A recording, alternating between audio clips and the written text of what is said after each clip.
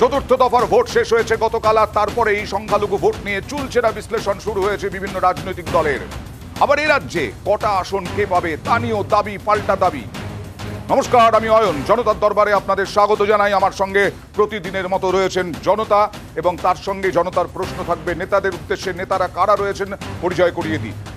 Kaninika Ghosh CPIM নেতা, তৃণমূল মুখপাত্র শান্তনু সেন, কংগ্রেস মুখপাত্র পার্থ মুখোপাধ্যায় এবং বিজেপি মুখপাত্র বিমল শঙ্কর নন্দ। ধর্মীয় বিভাজন, এই ধর্মের মেরুকরণ, এ নিয়ে বারবার বিরোধীরা মোদী সরকারকে তোপ দেখেছে। মোদী অমিত শাহ পাল্টা বলার চেষ্টা করার পরেও বিরোধীরা সেই অভিযোগ থেকে সরেনি, সেই দাবি থেকে সরেনি। আর আজকে নিউজ 18-এ এক্সক্লুসিভ বারাণসী থেকে সাক্ষাৎকারে মোদী তার পাল্টা কি বললেন দেখুন। मेरा पहले से मंत्र रहा है सबका साथ सबका विकास। मैं वोट बैंक के लिए काम नहीं करता हूँ। तो आप कह रहे हैं मुसलमान अलग था, ज्यादा बच्चा पैदा करने वाला अलग था। मैंने न हिंदू कहा है न मुसलमान कहा है। मैंने कहा है कि भाई आप उतने बच्चे हो जिसका आप लालन पालन कर सको। सरकार को करना पड़े ऐसी स्थिति मत करो। इस बार मुसलमान आपको वोट देगा? आपको उनके वोट की चाहत है? मैं ये मानता हूँ कि मेरे देश के लोग मुझे वोट देंगे। मैं जिस दिन हिंदू मुसलमान करूंगा ना, उस दिन मैं सार्वजनिक जीवन में रहने योग्य नहीं रहूंगा, और मैं हिंदू मुसलमान नहीं करूंगा। ये मेरा संकल्प है। আর যেটা বলছিলাম, বিরোধীরা বারবার তোপ দেখেছেন। এটা উদাহরণ দিই, আমডাঙ্গায় 12ই মে এবছরেই লোকসভা নির্বাচন চলাকালীন মমতা বন্দ্যোপাধ্যায় কি অভিযোগ করেছিলেন দেখুন। এই যে একটা আইন করছে ইউনিফর্ম সিভিল কোড, এটার মানে জানেন? মানে আপনি তপশিলি, আপনার রিজার্ভেশনে থাকবে না। মোদিরা আগে থেকে কেড়ে নেওয়ার প্ল্যান করেছে, সেই জন্য যাতে আপনারা আসল শক্তিটা ধরতে না পারেন, সেই জন্য এই কথাটা বলছে। সংখ্যালঘুর অস্তিত্ব থাকবে না, তপশিলি থাকবে না, আদিবাসী থাকবে না। আর হিন্দু মা ভাই বোনেরা জেনে রাখবেন, আমরাও হিন্দু, কিন্তু আমরা ওদের মতো খুনি হিন্দু নই। আমরা রামকৃষ্ণের হিন্দু, আমরা স্বামী বিবেকানন্দের হিন্দু, আমরা মা দুর্গার হিন্দু, আমরা মা কালীর হিন্দু, আমরা শিবের ভক্ত। আর জনতার দরবারের ফরম্যাট অনুযায়ী প্রথম প্রশ্ন থাকে জনতার। বিজেপির উদ্দেশ্যে প্রশ্ন প্রথম কার? হ্যাঁ, বিমল শঙ্কর নন্দ। মাইক্রোফোনটা কাছে নি প্লিজ। আমার প্রশ্ন বিজেপিকে, ধর্ম ছাড়া কি ভোট হয় না? বহু ইস্যু আছে, অনেক ইস্যু নিয়ে ভোট হয়, এবং এটা নিয়ে আলোচনা করতে গেলে অনেক সময় লেগে যাবে। সব ইস্যু নিয়েই ভোট হয়। এটা নির্ভর করে বিভিন্ন রাজনৈতিক দল তারা ইস্যুগুলোকে কিভাবে নিয়ে আসছে। কেউ কি বারণ করেছে বিভিন্ন ইস্যু নিয়ে আলোচনা করতে? কেউ তো বারণ করে দেয়নি। এখন ধর্ম যদি চলে আসে, আসতেই পারে।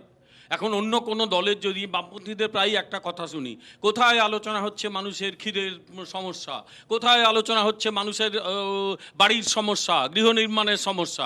আচ্ছা, আমরা কি বামপন্থীদের বারণ করি যে তোমরা ভাই এই সমস্যাগুলো তোলো না? তারা তোলে কি তোলে না। আসল ব্যাপার হচ্ছে যে ধর্ম গুরুত্বপূর্ণ, আবার খাবারটাও গুরুত্বপূর্ণ। বিগত 10 বছরে 25 কোটি মানুষকে দারিদ্র সীমা থেকে ওপরে তুলে আনা হয়েছে। এটা কি? কিন্তু বারবার আপনাদের বিরুদ্ধে অভিযোগ যে ধর্মের নামে রাজনীতি করেন। এই তো শান্তনু সেন বসে আছেন, কনিনিকা ঘোষ বসে আছেন, সবাই। ওরা আরো করবেন, যত করবেন তত আমাদের আসন বাড়বে আরো। আমি শুধু এইটুকু বলি যে এ দেশে 3 কোটির বেশি, 4 কোটি মানুষের উপর মাথা ছাদ দেওয়া হয়েছে। সেটা বাসস্থানের সমস্যার সমাধান নয়। মানুষ যা বাজার রেট তার 80% কমে ওষুধ পাচ্ছে, সেটা মানুষের সমস্যার সমাধান নয়। তাই ধর্ম অন্য সবকিছু যেরকম থাকবে, যেহেতু আপনি সিপিআইএম এর কথা বললেন, যেহেতু বামপন্থীদের কথা বললেন, আমি কনিনিকাদির কাছে একবার যাব ছোট্ট করে। যে বলছেন যে আপনারা কর্মসংস্থানের আলোচনা করুন না, আপনারা কারখানার আলোচনা করুন না। আসলে কি বলুন তো, রাজ্য, আমাদের দেশটা যে সরকার চালাচ্ছে, আমাদের দেশের সংবিধান মেনে তো। আমার দেশের সংবিধান বলেছে প্রত্যেকের নিজস্ব ধর্ম পালনের অধিকার আছে, কিন্তু আমার দেশের সংবিধান ধর্ম নিরপেক্ষ, কোনো একটা ধর্মের প্রতি নয়। সংকল্প করছেন একটা ধর্মের, আরে সে তো আজ বলছেন, এখন জানেন 4 দফার ভোটে একেবারে গেছে টায়ার পাংচার হয়ে, তাই জন্য বলছেন এখন যা খুশি তাই। এবার তৃণমূলের কাছে প্রশ্ন প্লিজ, জনতার প্রশ্ন। আমার তৃণমূলের কাছে প্রশ্ন, সংখ্যালঘু ভোট নিয়ে এবারে আপনারা কতটা নিশ্চিত? আমি আপনার উত্তর দেব, তার আগে যেহেতু বিজেপির প্রতিনিধি বললেন এবং মোদিজির কথা আমরা শুনলাম, আমার বিজেপির প্রতিনিধি বলছেন খাবার নিয়ে আলোচনা হোক।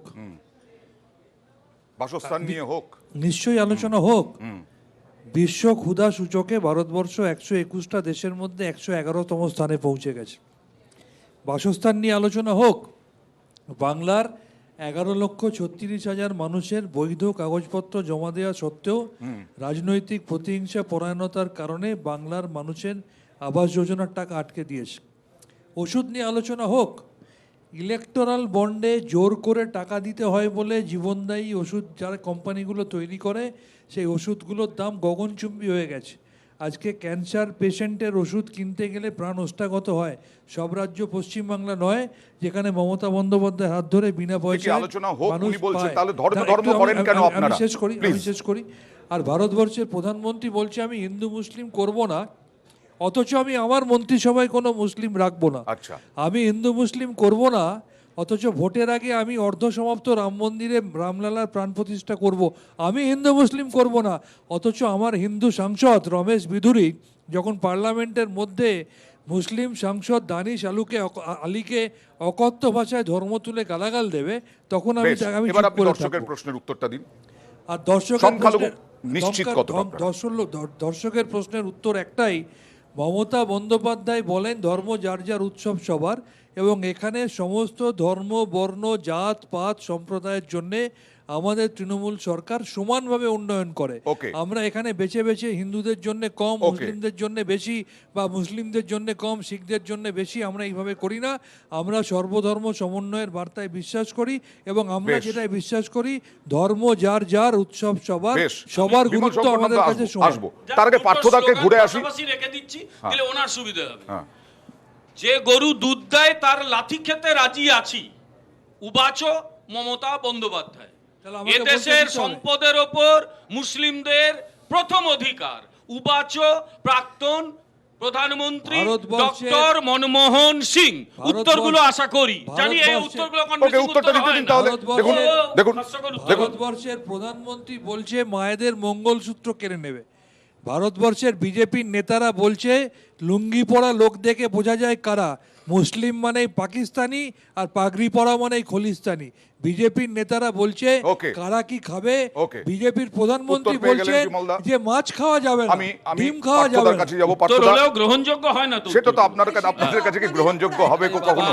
না, আমার বক্তব্য হচ্ছে, আমার নাম পার্থ, আমার বক্তব্য হচ্ছে মন্দিরে মসজিদে সব নেতারাই যান, এখানে ধর্মটা প্রাধান্য পাচ্ছে কেন? আর প্রধানমন্ত্রীর এই দাবিকে কি বলবেন? দেখুন অয়ন, আপনিও তো স্কুলে পড়েছেন, আমরাও তো স্কুলে পড়েছি, আমরা ছোটবেলা পেরিয়ে এসেছি। আমরা কখন বলতাম যে আর করব না? কখন বলতাম? যখন একটা অন্যায় করতাম, তারপরেই তো বলতাম না আর করব না, শাস্তির ভয়। তো আজকের প্রধানমন্ত্রীও বলছেন আর করব না। না, এটা বলেননি উনি, মোটেই কথা বলেননি। আচ্ছা, আমি করিনি বলেছেন, ভুল বললে তো। এবং আমার সংকল্প করব না। হ্যাঁ, আমি করিনি, করব না, কখনো আর করব না, এটা বলেন। আমার সংকল্প কথাটা আর নয়, আর বলেন, আমার আর বলেন না, আর বলেন। আমার বক্তব্য হবার পর তারপর বলবেন। এখন কথাটা হচ্ছে যে যখন প্রথম দফা নির্বাচন হলো, দ্বিতীয় দফা নির্বাচন হলো, আমরা দেখলাম যে প্রধানমন্ত্রীর বক্তব্য সম্পূর্ণভাবে বদলে গেল। তখন ভারতবর্ষের একজন প্রধানমন্ত্রী, একটা ধর্মনিরপেক্ষ রাষ্ট্র ভারতবর্ষ, পৃথিবীর সর্ববৃহৎ গণতন্ত্র, সারা পৃথিবীতে ভারতবর্ষের যা পরিচিতি, তার এর আগের প্রধানমন্ত্রীদের যা পরিচিতি ছিল তাদের সঙ্গে কি সেটা খাপ খায়? প্রধানমন্ত্রী নরেন্দ্র মোদী যে ভাষাগুলো ব্যবহার করেছেন, যে ভাষায় তিনি একটার পর একটা বক্তব্য রেখেছেন, অত্যন্ত লজ্জাজনক আমাদের ভারতবর্ষের রাষ্ট্রপ্রধান হিসেবে তিনি যে বক্তব্যগুলো রেখেছেন। এবং তিনি তো একদম ধর্মের কথা বলেছেন, একদম ধর্মের কথা বলেছেন। এবং টাকা নিয়ে তিনি যে আমরা যেটা বারবার বলি যে আমরা রামায়ণে দেখতাম যে ভরত রামচন্দ্রের দুখানি পাদুকা সিংহাসনে রেখে রাজত্ব চালিয়ে গেছেন। আমরা বারবার বলি যে নরেন্দ্র মোদীও দুখানি পাদুকা সিংহাসনে রেখে রাজত্ব চালাচ্ছেন, তবে একটি পাদুকা আদানির, একটি পাদুকা আম্বানির। আজকে তাদের বিরুদ্ধে উনি কথা বললেন যে তারা নাকি আমাদের টাকা পাঠিয়েছে। ভোট যন্ত্রে ভোটে গরম। আপনাদের কালকে নিশ্চয়ই আপনারা দেখেছেন যে একটা জায়গা থেকে এরকম অভিযোগ উঠেছিল, ইভিএমে যে ফুলে দেওয়া হচ্ছে ভোট, ঠিক বিপরীত ফুলে ভোট পড়ে যাচ্ছে। ইভিএম নিয়েও রাজনীতি একেবারে গরমাগরম। আসবো একটা ছোট্ট ব্রেকের পর ফিরে আসছি জনতার দরবারে।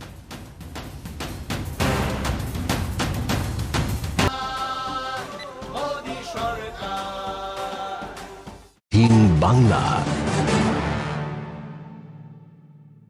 और ये धोनी की हुई हुई जी। गजब ग्रिप कैसे?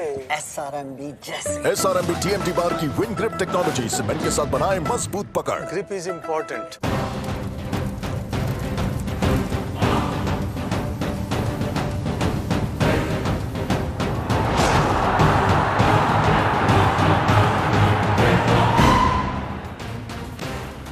জনতার দরবারে আপনাদের আবার একবার স্বাগত জানাই। ব্রেকের আগে বলেছিলাম ইভিএম কারচুপি নিয়ে তোলপাড় রাজনীতি। গতকাল আজ সুর চড়ালেন মমতা বন্দ্যোপাধ্যায়, পাল্টা দিলেন অমিত শাহ।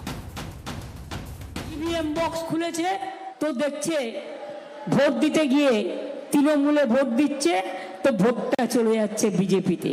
ममता दीदी, आप जब मुख्यमंत्री बने तब यही ईवीएम था, तब तो आपको अच्छा लगा।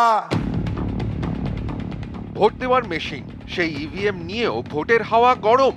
সোমবার চতুর্থ দফায় নদিয়ার কৃষ্ণনগর লোকসভা কেন্দ্রে ভোট হয়। এখানকার পলাশিপাড়ায় ইভিএম কারচুপির অভিযোগ ওঠে। বারুইপাড়ার 59 নম্বর বুথে এদিন ইভিএম নিয়ে অভিযোগ ওঠে। ভোটাররা জানান, তৃণমূলে ভোট দিলেও সব ভোট গিয়ে পড়ছে বিজেপিতে। একাধিকবার একই সমস্যা হওয়ার পর ভোট বন্ধ করে দেওয়া হয়। পরে ইভিএম পাল্টানোর পরে নতুন করে শুরু হয় ভোট। সোমবার এ নিয়ে সরব হন তৃণমূল নেত্রী, বনগাঁ সভা থেকে সুর চড়ান। আমরা ধরে ফেলেছি, ভোট দিতে গিয়ে দেখছে মারছে তৃণমূলে, পড়ছে বিজেপির ফুলে। সঙ্গে সঙ্গে হাতে নাতে ধরে ওই মেশিন আমরা চেঞ্জ করিয়েছি। মঙ্গলবারেও ফের মমতা বন্দ্যোপাধ্যায়ের সুর সপ্তমে নদিয়ার কল্যাণীর সভা থেকে ইভিএম নিয়ে সরব হন। ইভিএম বক্স খুলেছে তো দেখছে ভোট দিতে গিয়ে তৃণমূলে ভোট দিচ্ছে তো ভোটটা চলে যাচ্ছে বিজেপিতে। সঙ্গে সঙ্গে রুখে দাঁড়ানো হয়েছে, আটকানো হয়েছে, মেশিন চেঞ্জ করা হয়েছে। এরা যে কি করতে পারে না কল্পনা করতে পারবেন না।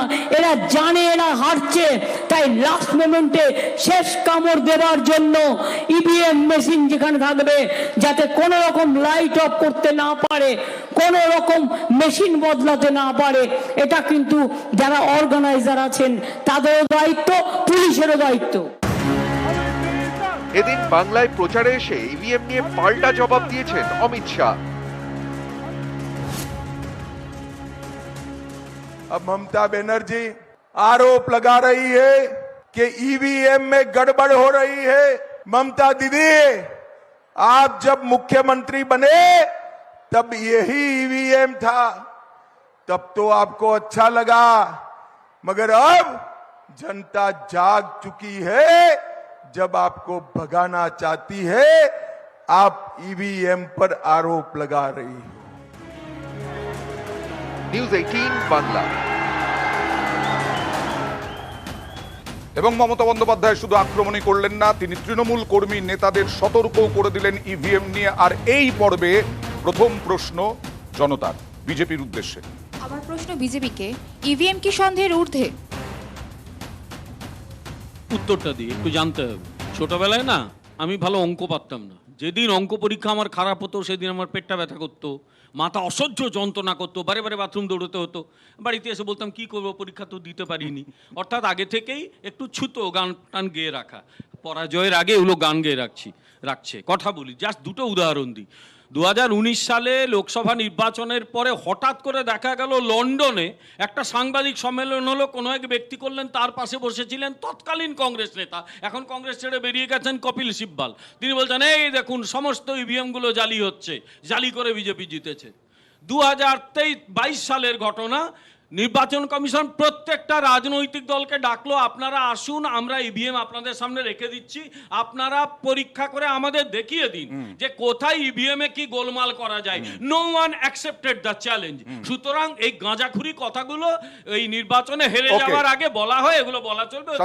অজুহাত বলছেন, আরেকদিকে অমিত শাহ বলছেন তো এই ইভিএমেই মুখ্যমন্ত্রী হয়েছেন মমতা বন্দ্যোপাধ্যায়। প্রথমত আমি আপনাকে প্রশ্ন করি, গতকাল কৃষ্ণনগর লোকসভা কেন্দ্রের যে বুথে এটা হয়েছে, এটা তো সবাই দেখেছে একটা সার্টেন ভোটের পরে তৃণমূলকে ভোট দিচ্ছে, সেটা বিজেপিতে যাচ্ছে। তাহলে এই একটা ভোট যেখানে ভিভিপ্যাটে এই ডিফারেন্সটা লক্ষ্য করেছে, তাই ধরা পড়েছে।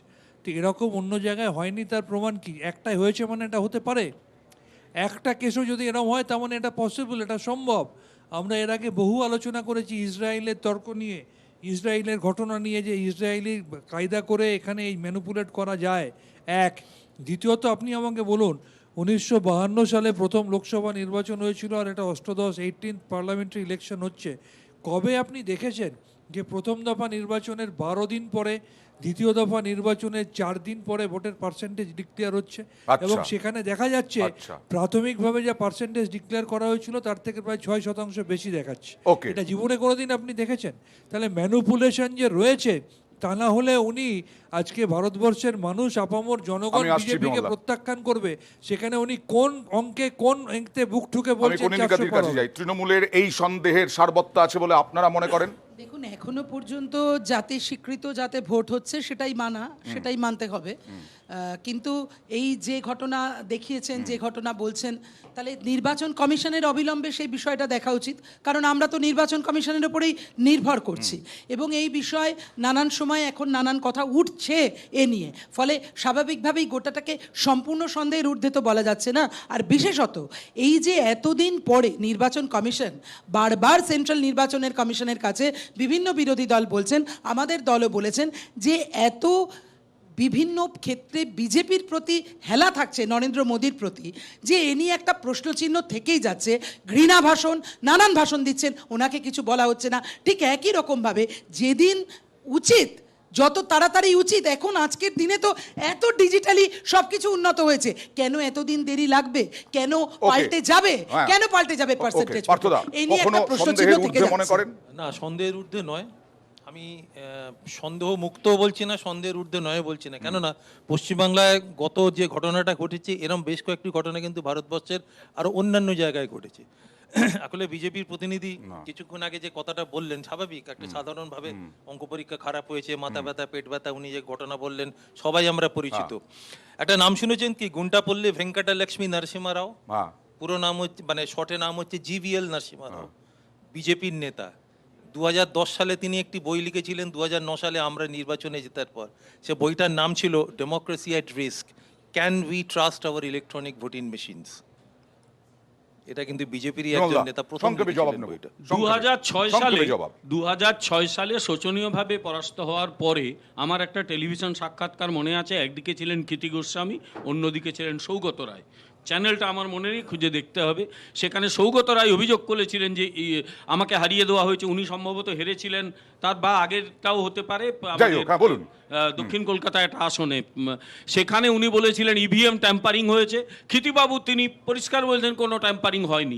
এই বিতর্ক বহুদিন চলছে, যতক্ষণ পর্যন্ত না এটা সঠিকভাবে বিজ্ঞানী দ্বারা প্রমাণিত হবে। আমরা কেউ বিজ্ঞানী নই, কিন্তু বিতর্ক চলতেই থাকবে, প্রবলেম চলতেই থাকবে। এবং এই ওই দিন অঙ্ক পরীক্ষার দিন পেট ব্যথাও হতে থাকে। এবং বিতর্ক শুরু কিন্তু বিজেপির হাত ধরে। 6% বেড়ে গেল বিজেপির হাত ধরে।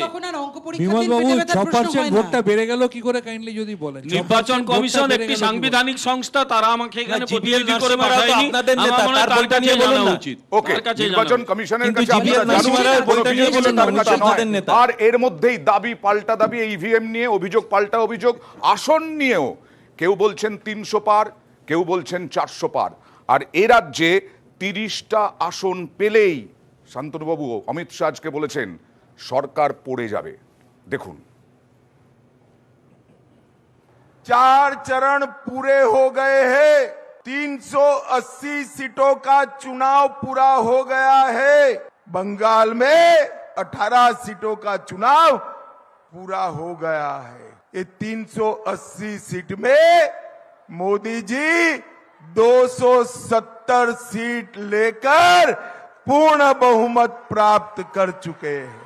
ममता दीदी, आपका समय अब समाप्त हो गया है। 30 सीटें आते ही आपका समय समाप्त हो जाएगा।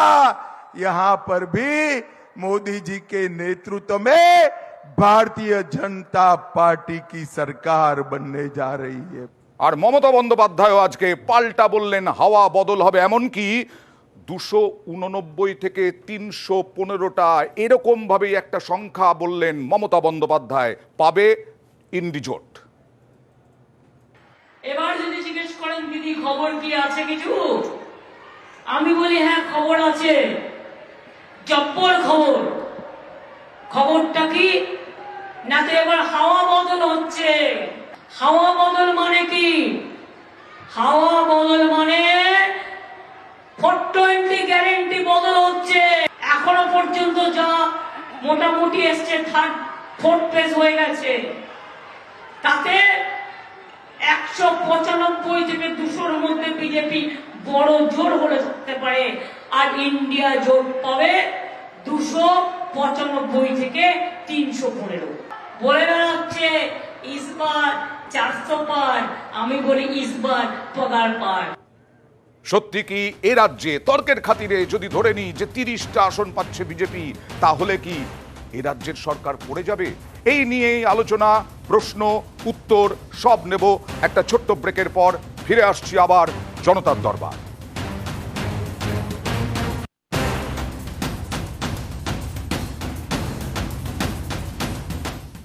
और ये धोनी की हुई जी गजब ग्रिप कैसे SRMB जैसे SRMB TMT बार की विन ग्रिप टेक्नोलॉजी सीमेंट के साथ बनाए मजबूत पकड़। Grip is important.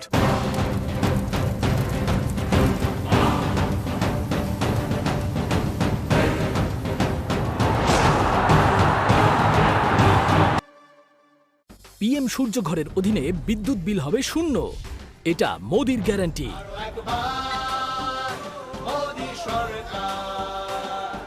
News 18 Bangla.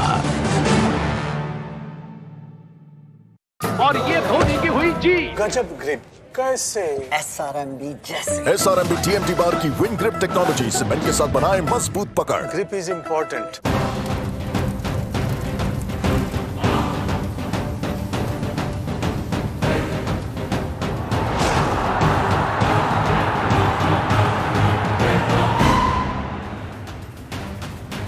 এই আসন নিয়ে দাবি পাল্টা দাবি, এর মধ্যেই আবার গত দুদিনে শেয়ার বাজার ব্যাপক ধস নেমেছিল শেয়ার বাজারে। আজকে মমতা বন্দ্যোপাধ্যায় বললেন, আক্রমণ করলেন, বললেন বিজেপি আসলে পড়ে যাবে, মোদী সরকার পড়ে যাবে, তাই বিদেশের যত লগ্নি সব তুলে নিচ্ছে। দেখুন, হাওয়া বদল হচ্ছে। পৃথিবীর সব দেশ ভারতবর্ষে যা ইনভেস্ট করেছিল সব টাকা তুলে নিচ্ছে মোদি হারবে বলে। শেয়ার বাজারে ক্র্যাশ নেমেছিল, কেন জানেন? মোদি 200 আর হবে না। সবাই বলছে ইন্ডিয়া জোট পাবে 295 থেকে 315, আর মোদি 200 পার হবে না। হাওয়া বদলে গেছে। আর অমিত শাহর একটা কোট দেখাবো। অমিত শাহ কি বলেছেন? অমিত শাহ এ নিয়ে বলেছেন, স্থায়ী সরকারে চাঙ্গা বাজার, এর আগে 16 বার শেয়ার বাজার এর চেয়েও খারাপভাবে পড়েছে। এর সঙ্গে নির্বাচনকে মেলানো উচিত নয়। কিছু গুজবের কারণে যদি এটা হয়েও থাকে, 4 জুনের আগে শেয়ার কিনে নেবেন, বাজার আবার ওপরে উঠবে। স্থায়ী সরকার এলে শেয়ার বাজার ওপরে উঠবে, 400 পার হবে, মোদিজির স্থায়ী সরকার আসবে, তাই শেয়ার বাজারও ওপরে উঠবে। অমিত শাহর এই কোট। এবার 30টা আসন, যেটা বলছিলাম যে 30টা আসন পেলে কি এ রাজ্যে সরকার পড়ে যাবে? কার প্রশ্ন আছে তৃণমূলের উদ্দেশ্যে, প্লিজ। আমার প্রশ্ন তৃণমূলকে, এ রাজ্যে 30টি আসন পেলে সরকার পড়ে যাবে এমনটাই দাবি করছে বিজেপি, আপনি কি বলবেন? আমি প্রথম যেটা বলবো, মানুষ যদি অতীত থেকে শিক্ষা না নেয়, আমি বলতে বাধ্য হচ্ছি তাকে বাংলা ভাষায় নির্লজ্জ বলে। যে ভদ্রলোক এই কথাটা বলছেন, তিনি এর আগে বাংলায় 2021-এ এসে কোটি কোটি টাকা খরচা করে প্রধানমন্ত্রী সহ একঝাঁক নেতা, মন্ত্রী, সাংসদ, বিধায়ক, বিভিন্ন রাজ্যের মুখ্যমন্ত্রীকে নিয়ে এসে 7 স্টার হোটেলে থেকে electronic media, print media, social মিডিয়াকে কাজে লাগিয়ে, ইলেকশন কমিশনকে কাজে লাগিয়ে আপকি বার 200 পার বলে 77-এ আটকে গিয়ে কমতে কমতে তাদের বিধায়ক সংখ্যা কত তারা নিজেরাই জানে না, নাম্বার 1। নাম্বার 2, লোকসভা নির্বাচনে কেন্দ্রের সরকার স্থির হয়, লোকসভা নির্বাচনের সাথে রাজ্যের সরকারের কোনো তুলনা হয় না। তার মানে তিনি এই কথাগুলো বলে কি ভয় দেখাতে চাইছেন? নাম্বার 1, সেন্ট্রাল এজেন্সির অপব্যবহার কি আরো বাড়বে? আচ্ছা। নাম্বার 2, তিনি কি রাষ্ট্রপতি শাসন করার কথা ভাবছেন? নাম্বার 3, তিনি কি অপারেশন লোটাস করে বিধায়ক বা ঘোড়া কেনা বেচার কথা ভাবছেন? তাকে একটা উত্তর দিয়ে দিই, অপারেশন লোটাস করতে গেলে একনাথ শিন্দে বা অজিত পাওয়ার দরকার হয়। এই বাংলায় দূরবীন দিয়েও আপনি একনাথ শিন্দে অজিত পাওয়ার খুঁজে পাবেন না। আর বাকি যে পদ্ধতিগুলো আছে সেগুলো যদি করতে চান বাংলার মানুষ সুদে আসলে বুঝিয়ে দেবে। বাংলা মমতাময়ী হয়ে আছে এবং 2026-এর পরেও বাংলা মমতাময়ী হয়ে থাকবে। তাহলে 30 এটা আপনারা কিভাবে একদম স্যাঙ্গুইন হচ্ছেন? 30 অবধি যাওয়ার দরকার নেই, 25 হলেই চলবে। এই ছোটবেলায় সরকার পড়ে যাবে, পরিষ্কার বলি। ছোটবেলায় একটা ছড়া শুনতাম প্রায়, বারে বারে ঘুঘু তুমি খেয়ে যাও ধান, এইবার ঘুঘু তোর বদিব পরাণ। তো বহুবার ওই জেতার এটা দেখানো হয়েছে, এবার সময় আসছে। কেন বলে দিই, আসলে তৃণমূল দলটা কোনো দলই নয়। আচ্ছা, সব দলে দেখো, সব দলে ভালো মন্দ রয়েছে। আমার দলে কেউ যদি বিজেপিতে সবাই গঙ্গা জল দেওয়া তুলসী পাতা, নিশ্চয়ই বলবো না এটা, কিন্তু সব চোরেরা মিলে একটা দলে ঢুকে পড়েছে, দলটার নাম তৃণমূল কংগ্রেস। সেই দল যখন বিপদের জায়গায় পড়বে, একটা লোক থাকা খুঁজে পাওয়া যাবে। আবার পাল্টা বলছেন যে ওয়াশিং মেশিন সব দুর্নীতিগ্রস্তরা ওখানে গিয়ে ঢুকেছে। তো আমাদের ওনার দলের কিছু লোক তো আমার দলে এসেছিল, তাদের কাউকে কাউকে বলা হয়েছিল, জানি কার দুবাইতে টাকা আছে, গড়িয়াহাটে 10খানা ফ্ল্যাট আছে, সব ধরে নেব। সে বলেছিল আমি জানি কে আমাকে সুপারিশ করেছিল, যেই দলে ঢুকে গেল সঙ্গে সঙ্গে মাথায় হাত বুলিয়ে দিল। ওই কথাগুলো না তোলাই ভালো, না তোলাই ভালো। হাঁড়ি ভাঙলে কত জনের কত জল বেরোবে না। মমতা বন্দ্যোপাধ্যায় বলছেন 290 থেকে 315, তার মানে জোট কি এগোচ্ছে? আচ্ছা দেখুন, এমনিতে তো অবশ্যই বললামই আগে যে ওই টায়ার পাংচারের কথা, যে 4 দফা ভোটের পরে মোদিজি নিজেই বুঝতে পারছেন, আর ওই কারণেই ওইসব শেয়ার বাজার টাজারে এইসব কথা নতুন করে বলতে হচ্ছে না, যা বলে ফেলেছিলেন মুখ দিয়ে, এখন তো তাকে সামলাতে হবে, সেই কারণে বলতে হচ্ছে, ওগুলো ওই জন্য বলতে হচ্ছে। ওনারা একজন বলছেন আর একজন মেরামত করতে চেষ্টা করছেন, আসলে তাই, আসলে সেটা। কিন্তু আমরা যেটা এখানে আমাদের রাজ্যে যেটা দেখছি সেটা হলো এই 30, এই 25, এই 26, এই কত, এই ওই বলে লাভ কি? বলছেন শান্তনু বাবুরা, একনাথ শিন্ডে ইত্যাদিরা, আরে আজকে বলে লাভ কি? এ তো হয়েই রয়েছে। আপনি দেখুন কারা রায়গঞ্জের কৃষ্ণ কল্যাণী বিজেপির বিধায়ক তৃণমূলের সাংসদ হয়ে দাঁড়িয়েছেন, বিশ্বজিৎ দাস বাগদার বিজেপির বিধায়ক ছিলেন, তৃণমূলের সাংসদ হয়ে দাঁড়িয়েছেন, আর অর্জুন সিং যিনি একটা রিল উঠিয়ে আর একটা রিল নামানেন, তাকে বিজেপির দাঁড় করাতে হলো। তাহলে ওরা কারা? এরা যারা তৃণমূল, তারা বিজেপি নিয়ে ওই দল বদলুদের নিয়ে ওরা চলছে। আমি কনিনিকা দিকে খালি বলবো, একজন শিলিগুড়ির বিধায়ক আছেন যার হাতে এখনো চে গুয়েভারার কি বলে না, হাতে কার্টুন না কি লাগায়, ট্যাটু করা আছে। সেই তো এরকম একটা দুটো আমরা সঙ্গে সঙ্গে দল থেকে বহিষ্কার করেছি। আপনারা তো যেদিন নমিনেশন দিতে যাচ্ছে সেদিন পর্যন্ত হয়নি। সেই শঙ্কর ঘোষ কোথায় আছে আপনি সেটা বলুন। তৃণমূলের মুখে এই কথা মানায় না রোজ। আজকে একবার যাচ্ছে একবার আসছে, একবার যাচ্ছে একবার আসছে, তারপরে কি করে ওরা বলতে পারে জানি না। প্রতিদিন দল বদলাতে, প্রতিদিন দল বদলুদের নিয়ে এবার একটা ট্রেন্ড দেখলাম, বিশেষ করে উত্তরবঙ্গে যখন ভোট হলো, বিমলদা এবং কনিনিকাদি পার্থদা, যে সব প্রায় শাসক এবং বিরোধী দুদলই আবির খেলায় মেতে উঠলো, জয় পেয়ে গেছেন তারা। কালকে বোলপুরে কাজল শেখের নেতৃত্বে আবির খেলা হলো, আজকে আবির খেলা হলো, কালকে ভোট হয়েছে, আজকেই আবির খেলা। কি উন্মাদনা, কি উৎসাহ উদ্দীপনা দেখুন। মানে বোলপুর জিতেই গেছেন এরকম একটা মনোভাব, কোনো সন্দেহ নেই তাদের মধ্যে, এমন ভাবে আবির খেলছেন। আমার সঙ্গে এই মুহূর্তে রয়েছেন তৃণমূল কংগ্রেসের নেতা এবং বীরভূমের জেলা পরিষদ সভাধিপতি কাজল শেখ। কাজল বাবু, কি করে আপনারা এরকম আবির খেললেন? কি মানে কতটা এখন গ্যারান্টি পাচ্ছেন যে আপনারা জিতছেন? দেখুন, আমরা 365 দিন মানুষের সঙ্গে থাকি, মানুষের পাশে থাকি। স্বভাবতই বোলপুর লোকসভা কেন্দ্রে আমাদের যে মমতা বন্দ্যোপাধ্যায়, অভিষেক বন্দ্যোপাধ্যায় মনোনীত প্রার্থী অসিত মাল কমসে কম 2 থেকে 3 লক্ষ ভোটের ব্যবধানে জিতবে, এটা আমাদের দৃঢ় বিশ্বাস। এই বিষয়ে দ্বিমতের কোনো অবকাশ নেই।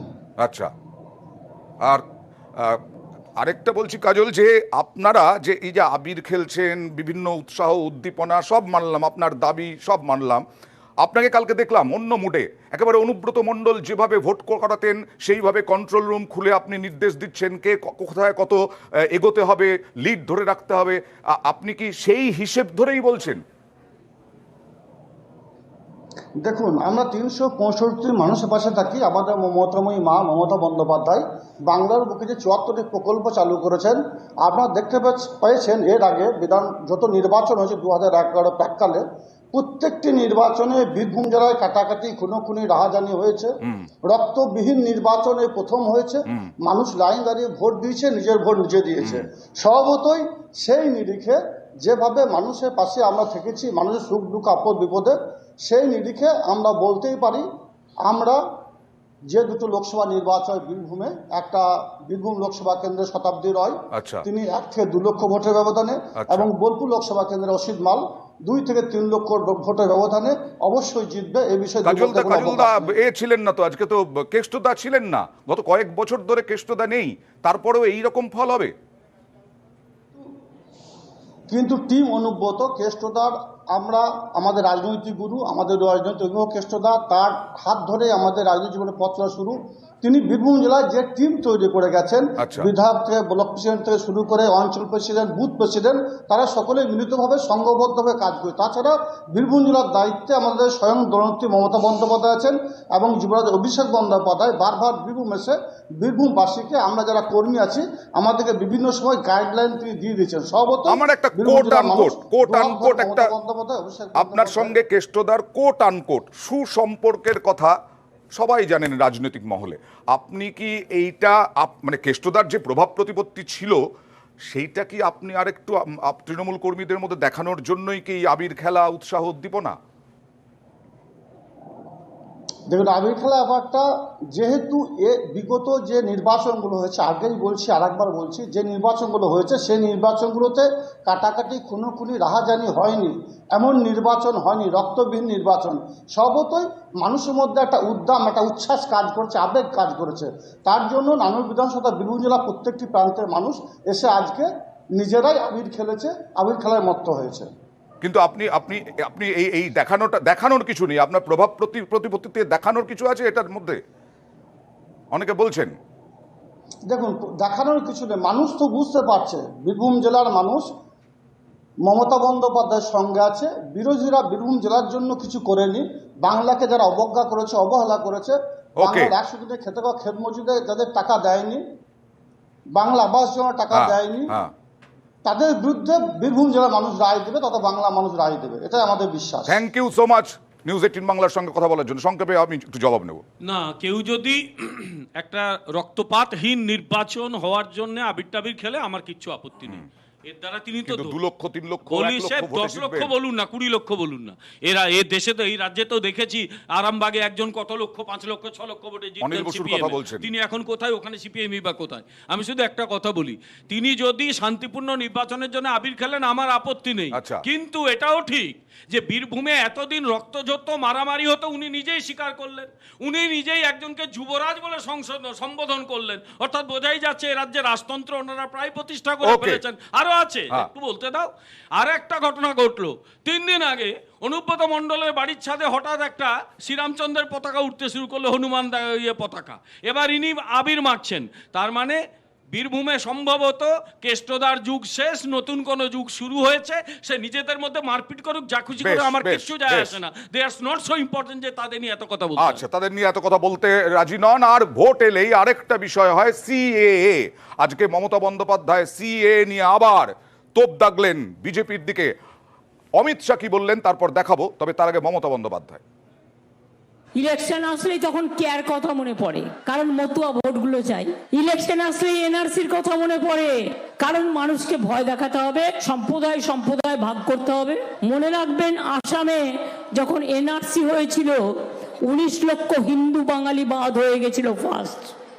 এখনো তাদের মধ্যে অনেকে জেলে আছে। Modi guarantee 420, Modi guarantee no guarantee. NRC চাই না, বিজেপি কে চাই না, সিপিএম কেও চাই না, এখানে কংগ্রেসকে চাই না। এনআরসি হচ্ছে না, বিজেপি ভোট পাচ্ছে না। কে আমরা করছি না, নিঃশর্ত কে অধিকার দিলে দাও, তা নাহলে বিদায় নাও। মতুয়ারা নাগরিক নয়, তপশিলীরা নাগরিক নয়, একটা মতুয়ার গায়ে হাত আমি দিতে দেবো না। নিজের ধর্ম, নিজের বর্ণ, নিজের অস্তিত্ব রক্ষা করতে, তাহলে মনে রাখবেন, মোদি যাক দেশ থাক, মোদি যাক মানুষ থাক, মোদি যাক সবার ধর্ম থাক, মোদি যাক মনুষ্যত্ব থাক। এর আগে প্রধানমন্ত্রী বলেছিলেন, আর এখানে এসে অমিত শাহ বলে গেলেন শান্তনু ঠাকুরের সমর্থনে যে সিএএ কেন্দ্রের বিষয়, রাজ্যের কোনো বিষয় নয়, আর এ রাজ্যে ভালো ফল করলে, ক্ষমতায় এলে বাড়ি বাড়ি গিয়ে নাগরিকত্ব দেবে সরকার। দেখুন, कहती है बंगाल में हम नहीं देने देंगे। अरे दीदी, आप क्या रोकोगी? नागरिकता केंद्र का विषय है। बंगाल के मतवा समाज के, नमोशूद्र समाज के एक एक भाई बहन को नागरिकता देने का काम भारतीय जनता पार्टी करने वाली है। बंगाल में 30 से ज्यादा सीटें जिताओगे क्या? भाइयों बहनों, अगर आप 30 सीट जिताते हैं तो मैं मेरे मतवा समाज वालों को कहने आया हूं, हर एक को घर घर जाकर हमारा शांतनु ठाकुर सीएए से नागरिकता देने का काम भारतीय जनता पार्टी करेगी। ये ममता बनर्जी दीदी झूठ बोल रही है कि सीएए में जो अर्जी करेंगे उनको तकलीफ आएगी। আর এই নিয়েই অবশ্যই প্রথম জনতার প্রশ্ন, তৃণমূলকে প্রশ্ন রয়েছে। বলুন। আমার প্রশ্ন তৃণমূলকে, বিজেপি বলছে সিএএ কেন্দ্রের আইন, এটাকে আটকানোর ক্ষমতা রাজ্যের নেই, তাহলে আপনারা কিভাবে আটকাবেন? প্রথম কথা আমি আপনাকে বলি, 2019 সালে অর্থাৎ আজ থেকে প্রায় 5 বছর আগে গায়ের জোরে সিএ বিল পাশ করেছে বিজেপি পার্লামেন্ট, তারপর রাষ্ট্রপতির অনুমোদন পেয়েছে। বিগত 5 বছরে 9 বার তারা এক্সটেনশন চেয়েছে রুল ফ্রেম করার জন্য, রুল ফ্রেম করেনি। নির্বাচনের আগে সস্তার গিমিক। নাম্বার 1, ভারতবর্ষের সংবিধান কোথাও ধর্মের ভিত্তিতে নাগরিকত্ব দেওয়ার প্রভিশন নেই। নাম্বার 2, যাকে অ্যাপ্লিকেশন করতে হবে, যে মুহূর্তে অ্যাপ্লিকেশন করছেন তার মানে তিনি ততক্ষণ অবধি নাগরিক নন। অ্যাপ্লিকেশন যদি কোনো কারণে বাতিল হয়, তার ভবিষ্যৎ কী হবে কেউ জানে না। আসামের দিকে তাকিয়ে দেখুন, 19 লক্ষ বাঙালি হিন্দুর অবস্থা কি হয়েছিল। সর্বোপরি যে শান্তনু ঠাকুরের হয়ে তিনি প্রচারে এসছেন, তিনি তো নিজে নাকি বলেছিলেন যে আমি সবার আগে অ্যাপ্লাই করব। তাহলে সবার আগে তাকে প্রশ্ন করুন, তিনি কেন অ্যাপ্লাই করেননি? কারণ তিনি জানতেন যে মুহূর্তে তিনি অ্যাপ্লাই করবেন সেই মুহূর্তে প্রমাণ হয়ে যায় তিনি এখনো নাগরিক নন, এবং নাগরিক না হলে তিনি এতদিন কিভাবে মন্ত্রী থেকেছিলেন সেটা বড় প্রশ্ন। এবং আমরা সঙ্গে সঙ্গে বলতাম শান্তনু তার প্রার্থীপদ বাতিল হোক। বিমলদা মানুষকে বোঝাতে চাইছেন বারবার যে নাগরিক না হলে প্রধানমন্ত্রীকে ভোট দিয়ে কি করে প্রধানমন্ত্রী হলেন নরেন্দ্র মোদী? মিনিট 15 টাইম দিতে পারবে বোঝানোর? তাহলে বোঝাতে পারবো না। 15 মিনিট লাগবে, আধ ঘন্টা লাগবে, এগুলো ক্লাসে পড়ানো হয়। কেউ ছাত্র নয় আমার। এটা পলিটিক্যাল তো, এটা পলিটিক্যাল ডিবেট। আমি পরিষ্কার কথা বলি, তার আগে এই 420 শব্দটা খুব শুনতাম। মাননীয় জ্যোতি বসু বলতেন একজন সম্পর্কে, একটু খোঁজ নিয়ে দেখো তো কার সম্পর্কে বলতেন শব্দটা। না না, যদিও সময়টা কংগ্রেস সম্পর্কে আমি বলছি, উনি আরেকজন সম্পর্কে বলতেন, এবং তিনি এখন পশ্চিমবঙ্গের বিশাল একজন ব্যক্তি। যাই হোক, আমি এগুলো আমার খুব রুচিতে বাদে এই ধরনের কথাগুলো বলতে। আমি শুধু একটা কথা বলি, সেটা হচ্ছে যে এই সিএএ নিয়ে শুধু একটা কথা বলবো, ভারতের সংবিধান পার্লামেন্টের হাতে ক্ষমতা দিয়েছে সিএএ মানে সিটিজেনশিপ নিয়ে আইন তৈরি করার। আমরা আইন তৈরি করেছি, কত ক্ষমতা আছে আইনটাকে আটকাও, এই একটা কথাই যথেষ্ট। কোন ক্ষমতা থাকলে আটকাও, তারপর দেখো তার পরিণতি। সংখ্যাধিক্যের ঔদ্ধত্য, দাম্ভিকতা, অহংকার, 303টে সাংসদের অহংকারে যদি এই জিনিস হয়, তাহলে যদি 403 হয় আপনাদের স্টুডিওটা থাকবে কিনা একটু ভেবে দেখবেন। থাকবে, তৃণমূলটাই থাকবে না, স্টুডিওটা থাকবে কিনা, ভারতবর্ষের সংবিধান থাকবে কিনা একটু ভেবে দেখবেন। একটা কথা হচ্ছে যে 1 নম্বর হচ্ছে যে আমাদের রাষ্ট্র তো সকলকে নিয়ে চলার পক্ষপাতী। এখন থেকেই এইটা পেলে এইটা আর ওইটা পেলে ওইটা, বোধহয় এই মুহূর্তে সেটা আমাদের সমস্ত মানুষ সেই প্রশ্নটা নিশ্চয়ই ঠিকভাবে নেবেন না, সেটা নিশ্চয়ই করা উচিত না। কিন্তু সিএএ নিয়ে দেখুন, আমরা তো বরাবর বিরোধী, আজও বিরোধী, কালও বিরোধী, পরশুও বিরোধী। আমরা আমাদের স্পষ্ট অবস্থান, ধর্মের ভিত্তিতে নাগরিকত্ব ভারতের সংবিধান কোনোদিন পারমিট করে না। সংখ্যাধিক্যের ভিত্তিতে যদি কেউ করেন, সংখ্যাধিক্যের ভিত্তিতে করতে পারেন, সংখ্যাধিক্যের পরে কিন্তু আবার তা দেখবেন কালের নিয়মে তা চলে যাবে, ধুলায় চলে যাবে। আজকে মমতা ব্যানার্জি কিন্তু ওই ধর্মের ভিত্তিতে নাগরিকত্ব সিএএ কে বলছেন মেনে নিচ্ছেন। এই কেন নাগরিকত্বের অধিকার থাকবে না? কেন বলছেন বারবার করে? অবশ্যই থাকবে, কিন্তু ওই যে বারবার যে কথাটা হচ্ছে যে একটা পার্টিকুলার ধর্মকে কেন বাদ দেওয়া হবে। আজকে চিন্তা করুন তো, 2014 সালের ডিসেম্বর মাস অবধি যারা ভারতবর্ষে আসবেন তারা এই আইনে তারা অ্যাপ্লাই করতে পারবেন। আর ভারতের যে 1955 সালের যে আইনটা আছে, নাগরিকত্ব আইন, সেখানে 11 বছরের মধ্যে আপনি আসার পরে আপনি পাবেন, অর্থাৎ 2025 ডিসেম্বরে আপনি এমনি নাগরিক হতে পারবেন। আর সিএ আইনটা এলো আজকে, আর মাত্র 1.5 বছরেরও কম বাকি। এই সিএ আইনের কি গুরুত্ব আছে? আর 1.5 বছর গুরুত্ব আছে, ভালো করে পড়ে দেখতে হবে, ভালো করে পড়ে দেখতে হবে। ওটা বললেই হলো না, এবং সিএ বললেই হলো না। আমার সংবিধান সবাই মিলে নয়, সবাই মিলে নয়। শাসক বলছে গুরুত্ব আছে যথেষ্ট, বিরোধী বলছে কোনো গুরুত্ব নেই এই সিএ এর। আমি সন্দেশখালীতে যেতে হবে আমাকে, সন্দেশখালীও একটা ইস্যু। সেটা যে অমিত শাহ কিছুক্ষণ আগে একটা কথা বললেন, সব টাকা শেয়ার মার্কেটে লাগান, ক্ষুদ্র প্রকল্পগুলো কি হবে বলুন তো? তার বিরুদ্ধে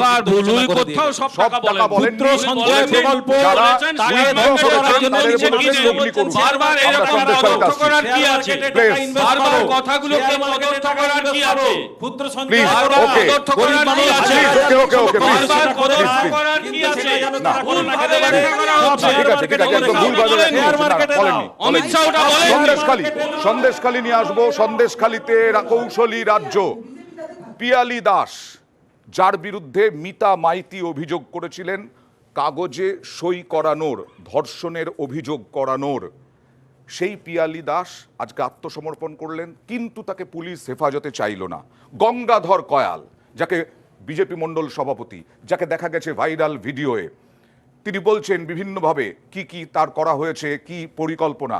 সেই গঙ্গাধর কয়ালে এখনই তদন্ত নয় জানিয়ে দিলেন অ্যাডভোকেট জেনারেল। দেখুন, অভিযোগ না হলে আত্মসমর্পণ করলেন কেন? কোর্টে আসার পরে তার আগে আমি জানতাম না।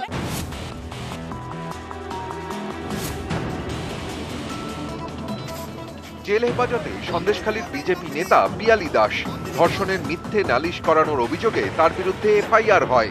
মঙ্গলবার বসিরহাট আদালতে আত্মসমর্পণ করেন পিয়ালি। দিদি ভয় পেয়েছে, আন্দোলনকারীদের দিদি ভয় পেয়ে। অভিযোগ না হলে আত্মসমর্পণ করলেন কেন? কোর্টে আসার পরে তার আগে আমি জানতাম না। ভুয়ো কাগজে অভিযোগ করিয়েছেন?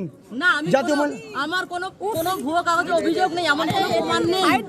চক্রান্ত দিদি আন্দোলনকারীদের ভয় পেয়েছে। হ্যাঁ, আমরা আন্দোলন করেছিলাম, সত্যের সাথে আছি, এখনো সত্যের সাথে আছি বলে এই অবস্থা। সন্দেশখালীর প্রথম ভাইরাল ভিডিওয়ে দেখা গিয়েছিল বিজেপি নেতা গঙ্গাধর কয়ালকে। তার বিরুদ্ধেও এফআইআর করে পুলিশ। মঙ্গলবার হাইকোর্টে রাজ্যের তরফে অ্যাডভোকেট জেনারেল কিশোর দত্ত জানিয়ে দেন, গঙ্গাধর কয়ালের বিরুদ্ধে এখনই রাজ্য সরকার কোনো পদক্ষেপ করবে না। এই দুই পদক্ষেপ দেখে অনেকেই মনে করছেন সন্দেশখালীতে কৌশলী রাজ্য চলছে ধীরে চলো নীতিতে। কারণ ভোটের বাজারে সন্দেশখালী বড় ইস্যু। প্রথমে এই ইস্যুতে বারবার শান দিয়েছে বিজেপি। খোদ প্রধানমন্ত্রী প্রতিটি সভা থেকে সুর চড়িয়েছেন। কিন্তু ভাইরাল ভিডিও সামনে আসার পর থেকে অনেকেই মনে করছেন পাশা অনেকটা বদলে গিয়েছে। সন্দেশখালী নিয়ে এখন পাল্টা তৃণমূল সুর চড়াচ্ছে। এমনকি দিল্লিতেও তারা সাংবাদিক বৈঠক করেছে।